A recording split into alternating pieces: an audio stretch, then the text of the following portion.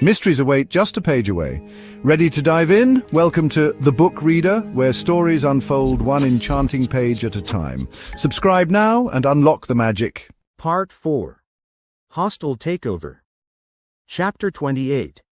Tuesday, July 29th to Friday, October 24th.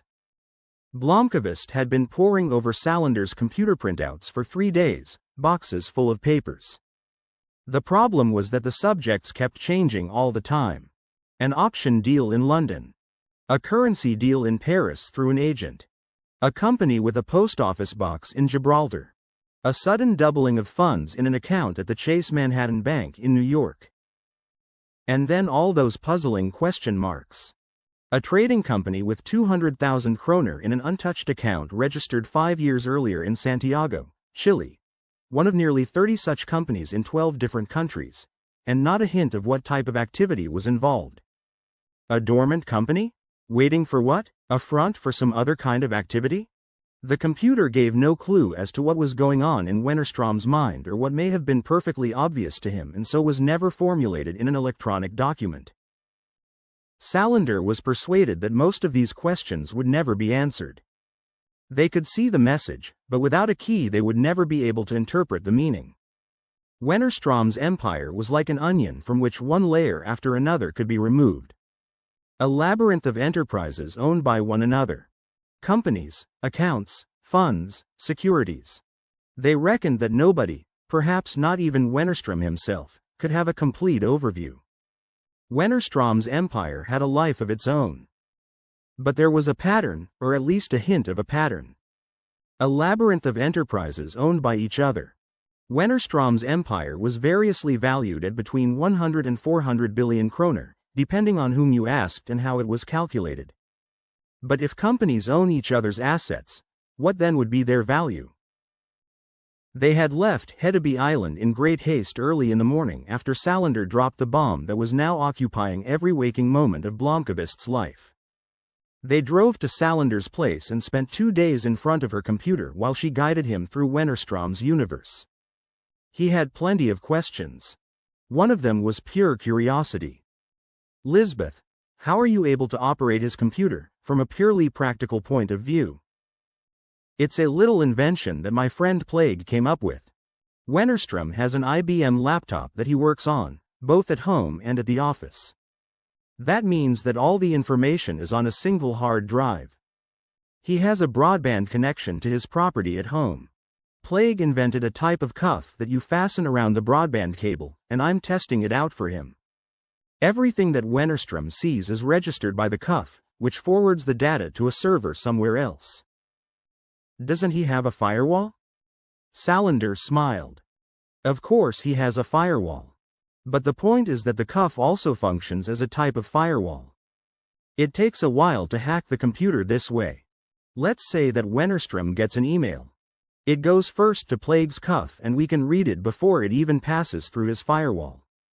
But the ingenious part is that the email is rewritten and a few bytes of source code are added. This is repeated every time he downloads anything to his computer. Pictures are even better.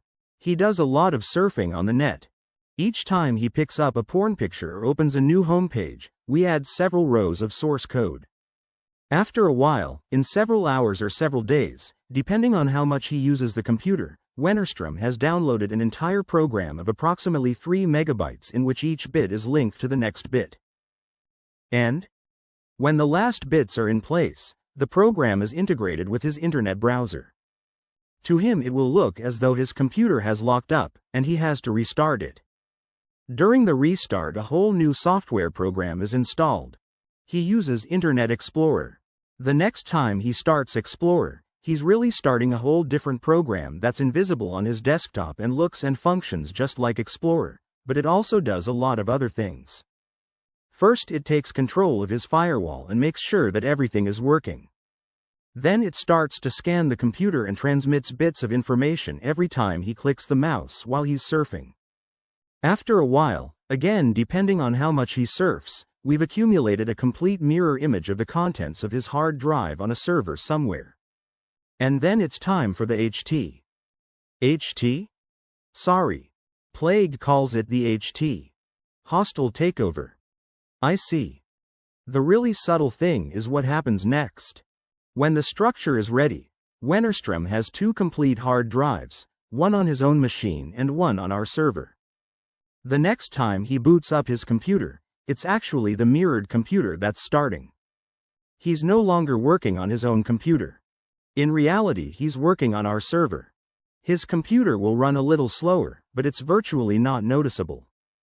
And when I'm connected to the server, I can tap his computer in real time. Each time Wennerstrom presses a key on his computer, I see it on mine. Your friend is also a hacker? He was the one who arranged the telephone tap in London. He's a little out of it socially, but on the net he's a legend.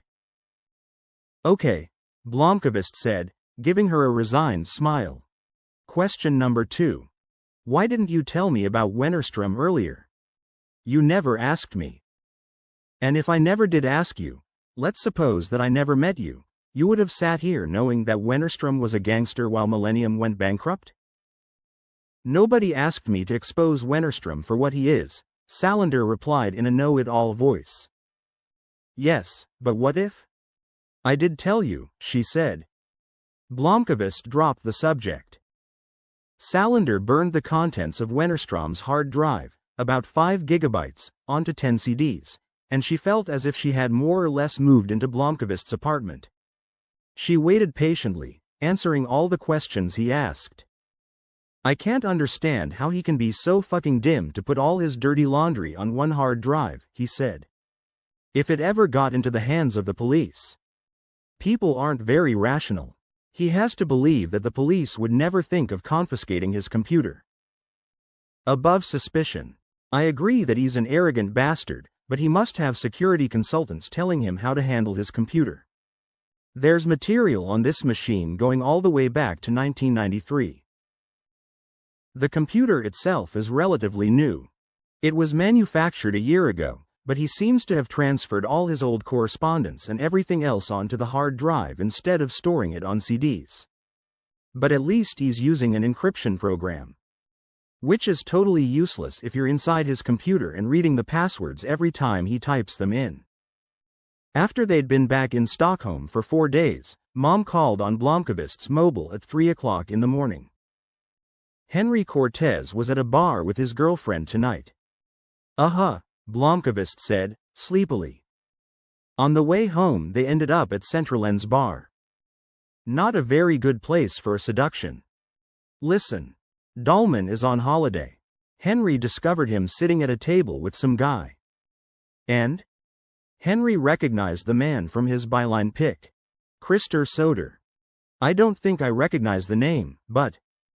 He works for Monopoly Financial Magazine, which is owned by the Wennerstrom Group. Blomkvist sat up straight in bed. Are you there? I'm here. That might not mean anything. Soder is a journalist, and he might be an old friend. Maybe I'm being paranoid. But a while ago Millennium bought a story from a freelancer. The week before we were going to publish it, Soder ran an exposé that was almost identical. It was the story about the mobile telephone manufacturer and the defective component. I hear what you're saying. But that sort of thing does happen. Have you talked to Erica? No, she's not back until next week. Don't do anything. I'll call you back later, Blomkvist said. Problems? Salander asked. Millennium, Blomkvist said. I have to go there. Want to come along? The editorial offices were deserted. It took Salander 3 minutes to crack the password protection on Dahlman's computer, and another 2 minutes to transfer its contents to Blomkvist's iBook. Most of Dahlman's emails were probably on his own laptop, and they did not have access to it. But through his desktop computer at Millennium, Salander was able to discover that Dahlman had a Hotmail account in addition to his millennium.se address. It took her 6 minutes to crack the code and download his correspondence from the past year. 5 minutes later Blomkvist had evidence that Dahlman had leaked information about the situation at Millennium and kept the editor of Monopoly Financial Magazine updated on which stories Berger was planning for which issues. The spying had been going on at least since the previous autumn. They turned off the computers and went back to Mikael's apartment to sleep for a few hours. He called Krister mom at 10 o'clock a.m. I have proof that Dahlman is working for Wennerstrom. I knew it. Great, I'm going to fire that fucking pig today. No, don't. Don't do anything at all. Nothing? Krister, trust me. Is Dahlman still on holiday? Yes, he's back on Monday. How many are in the office today? Well, about half. Can you call a meeting for 2 o'clock? Don't say what it's about. I'm coming over. There were 6 people around the conference table. Mom looked tired. Cortez looked like someone newly in love, the way that only 24-year-olds can look. Nielsen looked on edge. Mom had not told anyone what the meeting was about, but she had been with the company long enough to know that something out of the ordinary was going on, and she was annoyed that she had been kept out of the loop. The only one who looked the same as usual was the part-timer Ingela Oscarsson, who worked 2 days a week dealing with simple administrative tasks, the subscriber list and the like. She had not looked truly relaxed since she became a mother 2 years ago. The other part-timer was the freelance reporter Lotta Karim, who had a contract similar to Cortez's and had just started back to work after her holiday. Mom had also managed to get Magnusson to come in, although he was still on holiday. Blomkvist began by greeting everyone warmly and apologizing for being so long absent. What we're going to discuss today is something that Krister and I haven't taken up with Erica, but I can assure you that in this case I speak for her too. Today we're going to determine Millennium's future. He paused to let the words sink in. No one asked any questions. The past year has been rough. I'm surprised and proud that none of you has reconsidered and found a job somewhere else. I have to assume that either you're stark raving mad or wonderfully loyal and actually enjoy working on this magazine. That's why I'm going to lay the cards on the table and ask you for one last effort. One last effort? Nielsen said. That sounds as if you're thinking of shutting down the magazine. Exactly, Monica, Blomkvist said. And thank you for that. When she gets back, Erica is going to gather us all together for a gloomy editorial meeting and to tell us that Millennium will fold at Christmas and that you're all fired. Now alarm began spreading through the group. Even Mom thought for a moment that Blomkvist was serious. Then they all noticed his broad smile. What you have to do this autumn is play a double game. The disagreeable fact is that our dear managing editor, Jana Dahlman, is moonlighting as an informer for Hans-Erik Wennerstrom. This means that the enemy is being kept informed of exactly what's going on in our editorial offices. This explains a number of setbacks we've experienced. You especially, Sonny, when advertisers who seemed positive pulled out without warning. Dahlman had never been popular in the office, and the revelation was apparently not a shock to anyone. Blomkvist cut short the murmuring that started up. The reason that I'm telling you this is because I have absolute confidence in all of you. I know that you've all got your heads screwed on straight. That's why I also know that you'll play along with what takes place this autumn. It's very important that Wennerstrom believes that Millennium is on the verge of collapse. It will be your job to make sure he does. What's our real situation? Cortez said. Okay, here it is. By all accounts, Millennium should be on its way to the grave. I give you my word that that's not going to happen. Millennium is stronger today than it was a year ago. When this meeting is over, I'm going to disappear again for about 2 months. Towards the end of October I'll be back. Then we're going to clip Wennerstrom's wings. How are we going to do that? Nielsen said. Sorry, Monica. I don't want to give you the details, but I'm writing a new story, and this time we're going to do it right. I'm thinking of having roast Wennerstrom for the Christmas party and various critics for dessert. The mood turned cheerful. Blomkvist wondered how he would have felt if he were one of them sitting listening to all this. Dubious? Most likely. But apparently he still had some trust capital among Millennium's small group of employees. He held up his hand. If this is going to work, it's important that Wennerstrom believes that Millennium is on the verge of collapse, because I don't want him to start some sort of retaliation or indeed get rid of the evidence which we mean to expose. So we're going to start writing a script that you'll follow during the coming months. First of all, it's important that nothing we discuss here today is written down or is referred to in emails. We don't know to what, if any, extent Dahlman has been digging around in our computers, and I've become aware that it's alarmingly simple to read coworkers' private email. So, we're going to do this orally. If you feel the need to air anything, go and see Krister at home. Very discreetly. Blomkvist wrote, "No email," on the whiteboard. Second, I want you to start squabbling among yourselves, complaining about me when Dahlman is around. Don't exaggerate. Just give your natural bitchy selves full rein. Krister, I want you and Erica to have a serious disagreement. Use your imagination and be secretive about the cause. He wrote, "Start bitching," on the whiteboard.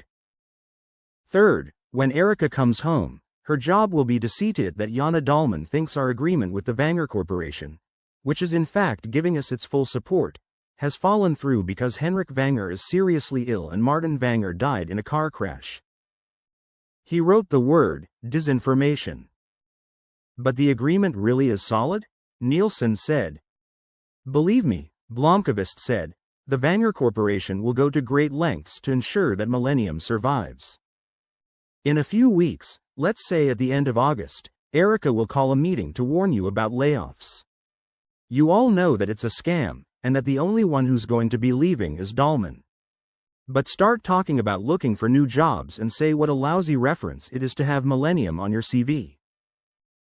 And you really think that this game will end up saving Millennium? Magnuson said. I know it will. And Sonny, I want you to put together a fake report each month showing falling advertising sales and showing that the number of subscribers has also dropped. This sounds fun, Nielsen said. Should we keep it internal here in the office, or should we leak it to other media too? Keep it internal. If the story shows up anywhere, we'll know who put it there. In a very few months, if anyone asks us about it, we'll be able to tell them. You've been listening to baseless rumors, and we've never considered closing Millennium down. The best thing that could happen is for Dahlman to go out and tip off the other mass media. If you're able to give Dahlman a tip about a plausible but fundamentally idiotic story, so much the better. They spent an hour concocting a script and dividing up the various roles. After the meeting, Blomkvist had coffee with Mom at Java on Horngatsbucklen. Krister, it's really important that you pick up Erica at the airport and fill her in. You have to convince her to play along with the game. If I know her, she'll want to confront Dahlman instantly, but that can't happen. I don't want Wennerstrom to hear any kind of buzz and then manage to bury the evidence. Will do. And see to it that Erica stays away from her email until she installs the PGP encryption program and learns how to use it. It's pretty likely that through Dahlman, Wennerstrom is able to read everything we email to each other. I want you and everyone else in the editorial offices to install PGP. Do it in a natural way. Get the name of a computer consultant to contact and have him come over to inspect the network and all the computers in the office. Let him install the software as if it were a perfectly natural part of the service. I'll do my best. But Mikael, what are you working on? Wennerstrom. What exactly? For the time being, that has to remain my secret. Mom looked uncomfortable. I've always trusted you, Mikael. Does this mean that you don't trust me? Blomkvist laughed. Of course I trust you. But right now I'm involved in rather serious criminal activities that could get me 2 years in prison. It's the nature of my research that's a little dubious. I'm playing with the same underhand methods as Wennerstrom uses. I don't want you or Erica or anyone else at Millennium to be involved in any way. You're making me awfully nervous. Stay cool, Krister, and tell Erica that the story is going to be a big one. Really big. Erica will insist on knowing what you're working on. Mikael thought for a second. Then he smiled. Tell her that she made it very clear to me in the spring when she signed a contract with Henrik Vanger behind my back that I'm now just an ordinary mortal freelancer who no longer sits on the board and has no influence on Millennium policy. Which means that I no longer have any obligation to keep her informed. But I promise that if she behaves herself, I'll give her first option on the story. She's going to go through the roof, Mom said cheerfully. Blomkvist knew that he had not been entirely honest with Mom. He was deliberately avoiding Berger. The most natural thing would have been to contact her at once and tell her about the information in his possession. But he did not want to talk to her. A dozen times he had stood with his mobile in his hand, starting to call her. Each time he changed his mind. He knew what the problem was. He could not look her in the eyes. The cover-up in which he had participated in Hedestad was unforgivable from a professional point of view. He had no idea how he could explain it to her without lying, and if there was one thing he had never thought of doing, it was lying to Erika Berger. Above all, he did not have the energy to deal with that problem at the same time as he was tackling Wennerström. So he put off seeing her, turned off his mobile, and avoided talking to her. But he knew that the reprieve could only be temporary. Right after the editorial meeting, Mikael moved out to his cabin in Sandhamn. He hadn't been there in over a year. His baggage included 2 boxes of printouts and the CDs that Salander had given him. He stocked up on food, locked the door, opened his iBook, and started writing. Each day he took a short walk, bought the newspapers, and shopped for groceries. The guest marina was still filled with yachts, and young people who had borrowed their father's boat were usually sitting in the diver's bar, drinking themselves silly. Blomkvist scarcely took in his surroundings. He sat in front of his computer more or less from the moment he opened his eyes until he fell into bed at night, exhausted.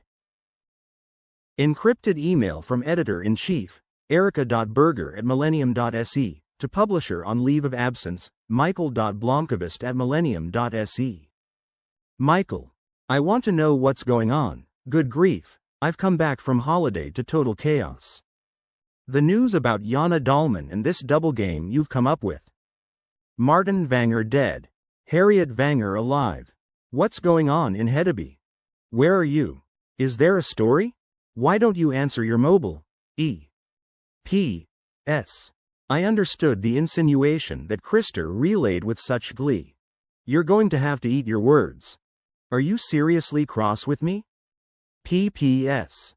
I am trusting you for the time being, but you are going to have to give proof, you remember, the stuff that stands up in court, on JD.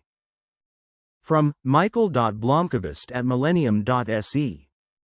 To Erika.Berger@millennium.se. Hi Ricky. No, for God's sake, I'm not cross. Forgive me for not keeping you updated, but the past few months of my life have been topsy-turvy.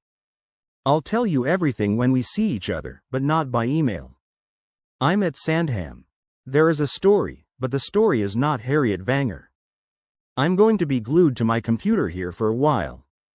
Then it'll be over. Trust me. Hugs and kisses. M. From Erika.Berger@millennium.se. To Mikael.Blomkvist@millennium.se. Sandhamn? I'm coming to see you immediately. From Mikael.Blomkvist@millennium.se. To Erika.Berger@millennium.se. Not right now.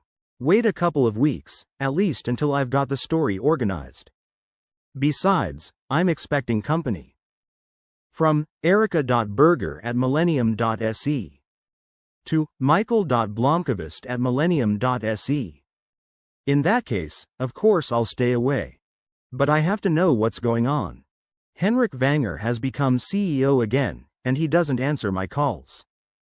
If the deal with Vanger is off, I absolutely need to know. Ricky. P.S. Who is she? From Mikael.Blomkvist@millennium.se. To Erika.Berger@millennium.se. First of all, no question of Henrik pulling out. But he is still working only a short day, and I'm guessing that the chaos after Martin's death and Harriet's resurrection is taking its toll on his strength. Second, Millennium will survive. I'm working on the most important report of our lives, and when we publish it, it's going to sink Wennerström once and for all. Third, my life is up and down right now, but as for you and me and Millennium, nothing has changed. Trust me. Kisses, Mikael. P.S. I'll introduce you as soon as an opportunity presents itself. When Salander went out to Sandham, she found an unshaven and hollow-eyed Blomkvist, who gave her a quick hug and asked her to make some coffee and wait while he finished what he was writing. Salander looked around his cabin and decided almost at once that she liked it. It was right next to a jetty, with the water 3 paces from the door. It was only 15 by 18 feet, but it had such a high ceiling that there was space for a sleeping loft. She could stand up straight there, just. Blomkvist would have to stoop. The bed was wide enough for both of them. The cabin had one large window facing the water, right next to the front door. That was where his kitchen table stood, doubling as his desk. On the wall near the desk was a shelf with a CD player and a big collection of Elvis and hard rock, which was not Salander's first choice. In a corner was a wood stove made of soapstone with a glazed front. The rest of the sparse furnishings consisted of a large wardrobe for clothes and linen and a sink that also functioned as a washing alcove behind a shower curtain. Near the sink was a small window on one side of the cabin. Under the spiral stairs to the loft, Blomkvist had built a separate space for a composting toilet. The whole cabin was arranged like the cabin on a boat, with clever cubbyholes for stowing things.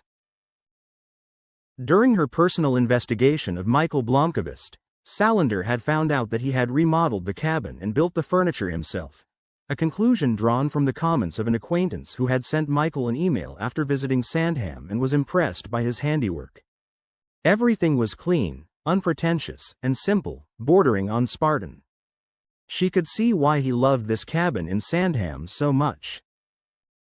After 2 hours, she managed to distract Mikael enough that he turned off his computer in frustration, shaved, and took her out for a guided tour. It was raining and windy, and they quickly retreated to the inn. Blomkvist told her what he was writing, and Salander gave him a CD with updates from Wennerstrom's computer. Then she took him up to the loft and managed to get his clothes off and distract him even further. She woke up late that night to find herself alone. She peered down from the loft and saw him sitting hunched over his computer. She lay there for a long time, leaning on one hand, watching him. He seemed happy, and she too felt strangely content with life.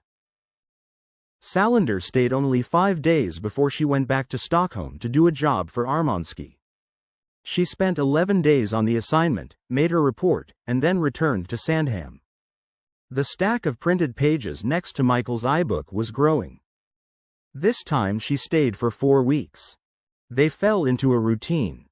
They got up at 8 o'clock, ate breakfast, and spent an hour together. Then Mikael worked intently until late in the afternoon, when they took a walk and talked. Salander spent most of the days in bed, either reading books or surfing the net using Blomkvist's ADSL modem. She tried not to disturb him during the day. They ate dinner rather late, and only then did Salander take the initiative and force him up to the sleeping loft, where she saw to it that he devoted all his attention to her. It was as if she were on the very first holiday of her life. Encrypted email from erica.berger@millennium.se to michael.blomkvist@millennium.se. Hi M. It's now official. Jana Dahlman has resigned and starts working at Monopoly Financial Magazine in 3 weeks. I've done as you asked and said nothing, and everyone is going around playing monkey games. E.P.S. They seem to be having fun. Henry and Lotta had a fight and started throwing things at each other a couple of days ago. They've been messing with Dahlman's head so blatantly that I can't understand how he can miss seeing that it's all a put-up job. From michael.blomkvist@millennium.se to erica.berger@millennium.se. Wish him good luck from me, will you, and let him go straight away.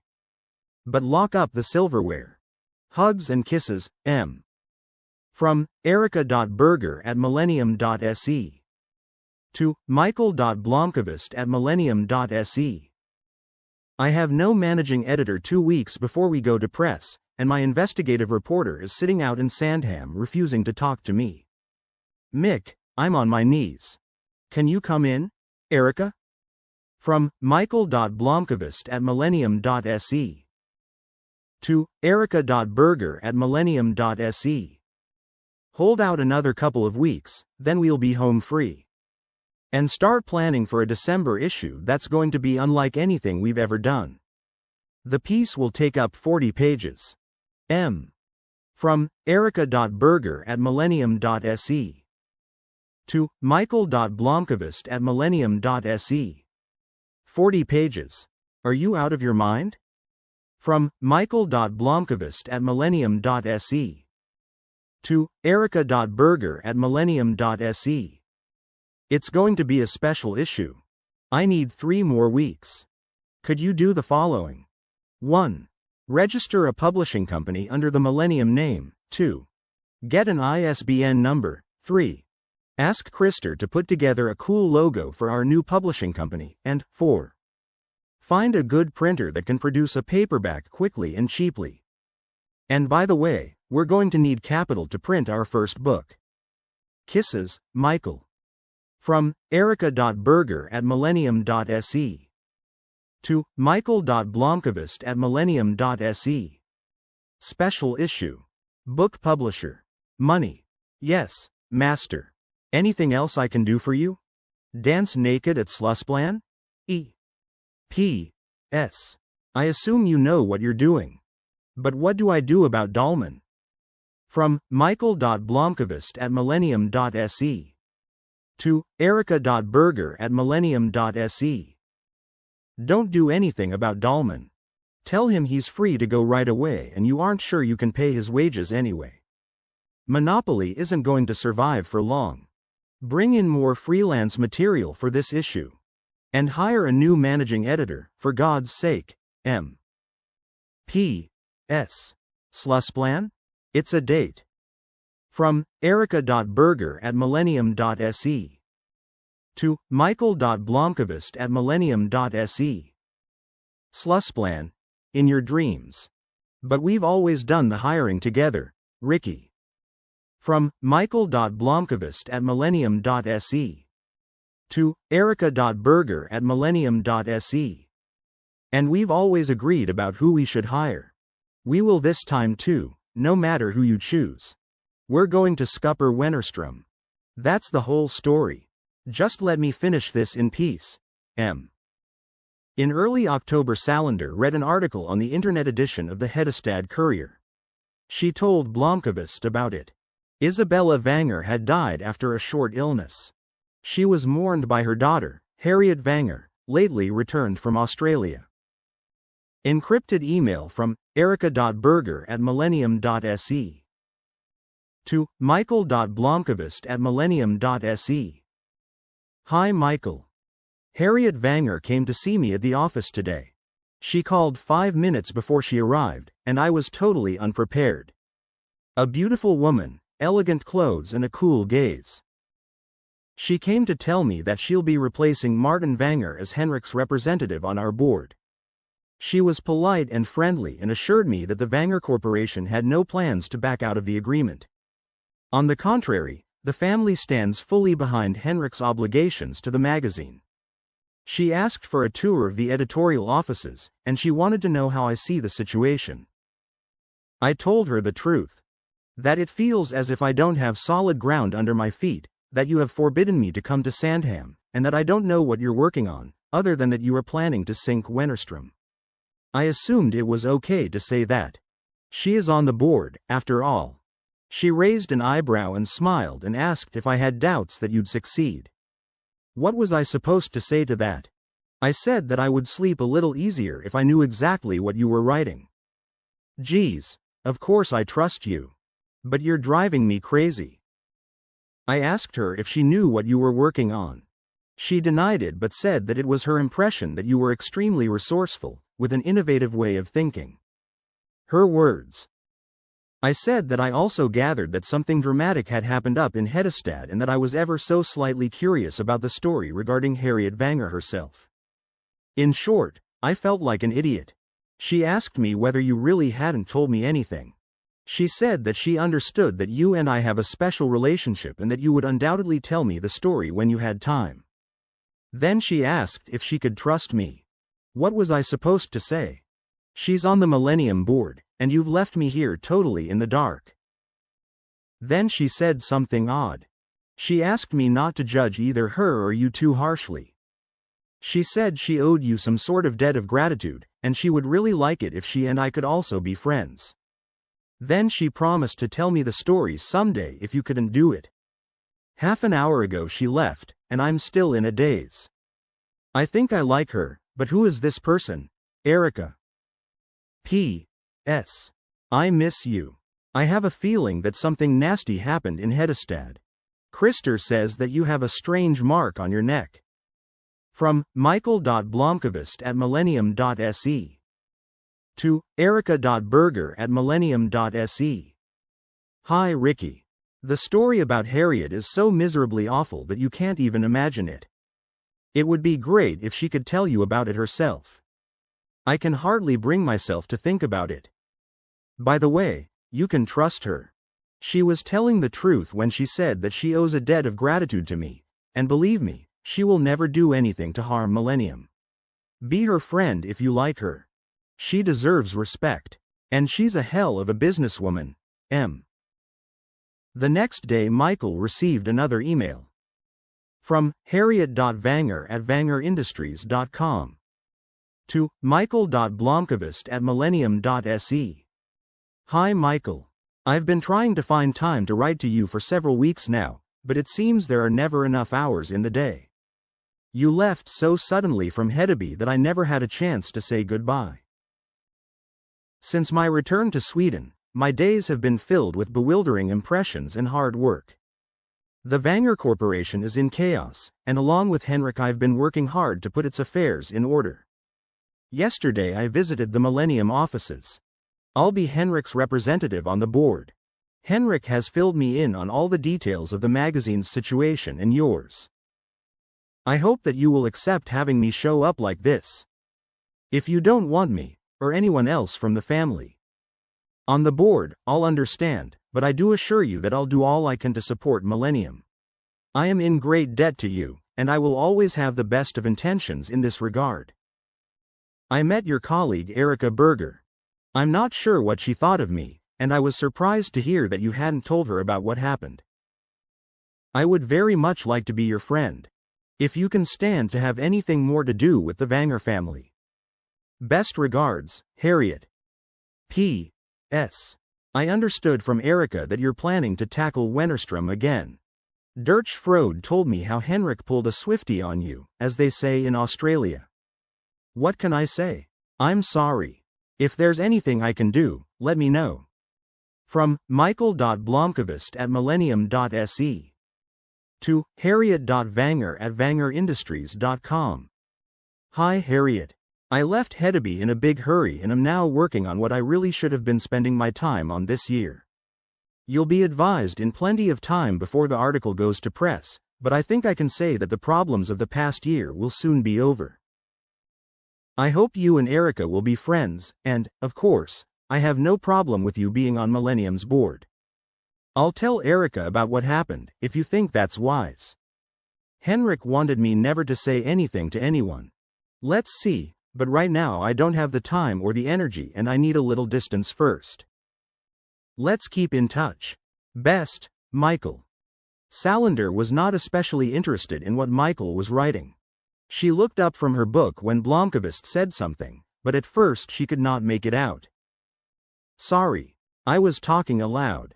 I said that this is horrible. What's horrible? Wennerstrom had an affair with a 22-year-old waitress and he got her pregnant. Have you read his correspondence with his lawyer? My dear Mikael, you have 10 years of correspondence, emails, agreements, travel arrangements, and God knows what on that hard drive. I don't find Wennerstrom so fascinating that I'd cram 6 gigs of garbage into my head. I read through a fraction of it, mostly to satisfy my curiosity, and that was enough to tell me that he's a gangster. Okay. He got her pregnant in 1997. When she wanted compensation, his lawyer got someone to try to convince her to have an abortion. I assume the intention was to offer her a sum of money, but she wasn't interested. Then the persuading ended up with the heavy holding her underwater in a bath until she agreed to leave Wennerstrom in peace. And Wennerstrom's idiot writes all this to the lawyer in an email, of course encrypted, but even so. It doesn't say much for the IQ of this bunch. What happened to the girl? She had an abortion, and Wennerstrom was pleased. Salander said nothing for 10 minutes. Her eyes had suddenly turned dark. One more man who hates women, she muttered at last. She borrowed the CDs and spent the next few days reading through Wennerstrom's emails and other documents. While Blomkvist kept working, Salander was up in the sleeping loft with her powerbook on her knees, pondering Wennerstrom's peculiar empire. An idea had occurred to her and she could not let it go. Most of all, she wondered why it had not occurred to her sooner. In late October, Mikael turned off his computer when it was only 11 o'clock in the morning. He climbed up to the sleeping loft and handed Salander what he had written. Then he fell asleep. She woke him that evening and gave him her opinion of the article. Just after 2 o'clock in the morning, Blomkvist made the last backup of his work. The next day he closed the shutters on the windows and locked up. Salander's holiday was over. They went back to Stockholm together. He brought up the subject as they were drinking coffee from paper cups on the Vaxholm ferry. What the two of us need to decide is what to tell Erika. She's going to refuse to publish this if I can't explain how I got hold of the material. Erika Berger, Blomkvist's editor-in-chief and longtime lover. Salander had never met her and was not sure that she wanted to either. Berger seemed like some indefinable disturbance in her life. What does she know about me? Nothing, he sighed. The fact is that I've been avoiding her ever since the summer. She's very frustrated about the fact that I couldn't tell her what in Hedestad. She knows, of course, that I've been staying out at Sandham and writing this story, but she doesn't know what it's about. In a couple of hours she'll have the manuscript. Then she's going to give me the 3rd degree. The question is, what should I tell her? What do you want to tell her? I'd like to tell her the truth. Salander frowned. Lisbeth, Erika and I argue almost all the time. It seems to be part of how we communicate. But she's absolutely trustworthy. You're a source. She would rather die than reveal who you are. How many others would you have to tell? Absolutely no one. It will go to the grave with me and Erika. But I won't tell her your secret if you don't want me to. On the other hand, it's not an option for me to lie to Erika, make up some source that doesn't exist. Salander thought about it until they docked by the Grand Hotel. Analysis of consequences. Reluctantly, she finally gave Blomkvist permission to introduce her to Erika. He switched on his mobile and made the call. Berger was lunching with Malin Eriksson, whom she was considering hiring as managing editor. Eriksson was 29 years old and had been working as a temp for 5 years. She had never held a permanent job and had started to doubt that she ever would. Berger called her on the very day that Malin's latest temp job ended to ask if she would like to apply for the Millennium position. It's a temporary post for 3 months, Berger said. But if things work out, it could be permanent. I've heard rumors that Millennium is having a difficult time. Berger smiled. You shouldn't believe rumors. This Dahlman that I would be replacing. Eriksson hesitated. He's going to work at a magazine owned by Hans-Erik Wennerstrom. Berger nodded. It's hardly a trade secret that we're in conflict with Wennerstrom. He doesn't like people who work for Millennium.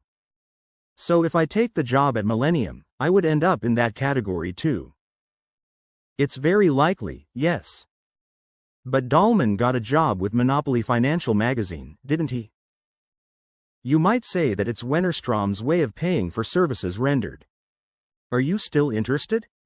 Eriksson nodded. When do you want me to start? That's when Blomkvist called. She used her own key to open the door to his apartment. It was the first time since his brief visit to the office at midsummer that she was meeting him face to face. She went into the living room and found an anorexically thin girl sitting on the sofa, wearing a worn leather jacket and with her feet propped up on the coffee table. At first she thought the girl was about 15, but that was before she looked into her eyes. She was still looking at this creature when Blomkvist came in with a coffee pot and coffee cake. "Forgive me for being completely impossible," he said. Birger tilted her head. There was something different about him. He looked haggard, thinner than she remembered. His eyes had a shamed expression, and for a moment he avoided her gaze. She glanced at his neck. She saw a pale red line, clearly distinguishable. "I've been avoiding you. It's a very long story, and I'm not proud of my role in it. But we'll talk about that later. Now I want to introduce you to this young woman. Erika, this is Lisbeth Salander. Lisbeth, Erika Birger, editor-in-chief of Millennium and my best friend." Salander studied Birger's elegant clothes and self-confident manner and decided after 10 seconds that she was most likely not going to be her best friend. Their meeting lasted 5 hours. Birger twice made calls to cancel other meetings. She spent an hour reading parts of the manuscript that Blomkvist put in her hands. She had 1,000 questions but realized that it would take weeks before she got them answered. The important thing was the manuscript, which she finally put down. If even a fraction of these claims were accurate, a whole new situation had emerged. Birger looked at Blomkvist. She had never doubted that he was an honest person, but now she felt dizzy and wondered whether the Wennerstrom affair had broken him, that what he had been working on was all a figment of his imagination. Blomkvist was at that moment unpacking 2 boxes of printed-out source material. Birger blanched. She wanted, of course, to know how it had come into his possession. It took a while to convince her that this odd girl, who had said not one word during the meeting, had unlimited access to Wennerstrom's computer. And not just his. She had also hacked into the computers of several of his lawyers and close associates. Birger's immediate reaction was that they could not use the material since it had been obtained through illegal means. But, of course, they could use it. Blomkvist pointed out that they had no obligation to explain how they had acquired the material. They could just as well have a source with access to Wennerstrom's computer who had burned everything on his hard drive to a CD. Finally Birger realized what a weapon she had in her hands. She felt exhausted and still had questions, but she did not know where to begin. At last she leaned back against the sofa and threw out her hands. "Mikael, what happened up in Hedestad?" Salander looked up sharply. Blomkvist answered with a question.